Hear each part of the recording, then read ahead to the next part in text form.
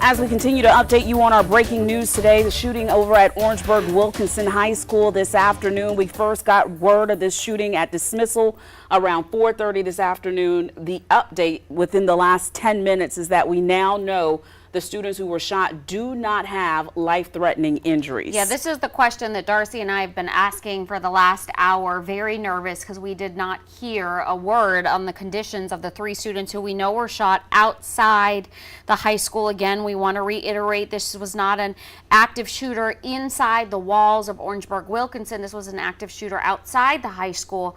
And authorities said it was somebody who drove by in a car and opened fire on students who were just being dismissed for the day. And News 19 has a reporter, Devin Johnson, who's out in Orangeburg every day. He's been there. He's gotten word from parents who are waiting for their students to be dismissed and be unified with them. He's had a chance to speak with community members, and he is on the scene now. I know Devin is still trying to get prepared to talk with us. Devin, can you hear us now?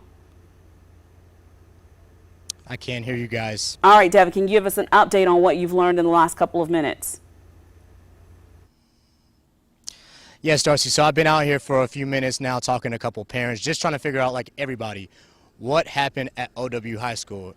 And parents are still out of the blue, just trying to figure out what happened over here. So I talked to a few parents. You heard what they said, that shooting happened, and they immediately saw on social media that a shooting happened. That they also try to rekindle with their students. Some of them are still in there because they have football practice, basketball practice. A lot of these parents said that the practices are canceled. So buses are taking students over to the technology center. That's no longer than 2 minutes, and now they're coming back. I guess they're getting more students.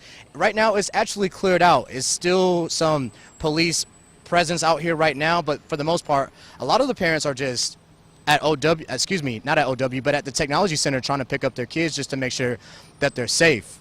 Right now, we still don't have an update, so we're trying to figure out what's going on over here.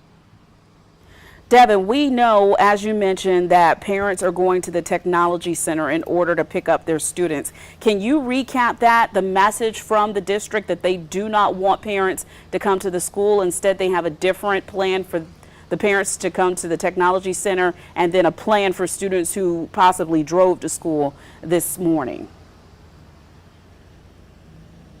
Yes, Darcy, do not come to OW. That is the district's message. Like I said, there is heavy police presence right here. They are turning people away. They're not searching cars, they're not stopping cars, but they are telling you to go to the technology center. If you have a student, child, whoever, go over there, pick them up, because they are trying to secure this area and trying to figure as well what happened over here. All right, Devin, thank you so much. Yeah, we just saw behind Devin as he was chatting with us 4 different school buses leaving there, hopefully taking those students who are no doubt shaken up on their 3rd day of school home to their families so their parents can give them a big hug tonight.